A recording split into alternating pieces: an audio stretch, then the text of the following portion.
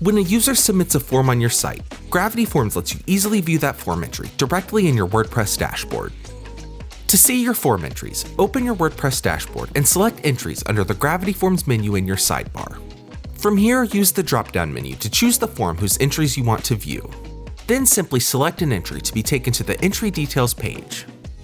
Within this page, you'll be able to review the information that the user submitted with this form, as well as the metadata associated with that entry. Importantly, you can also add notes to your entry, allowing you to keep important information all within the corresponding form entry. You also have the option to email the note to the user, if needed. And if you're reviewing payment entries, you even have the option to refund the payment, all within your WordPress dashboard. Finally, you have the ability to edit the entry, trash it, or mark it as spam. That's all for this video. If you have any questions, be sure to let us know in the comments.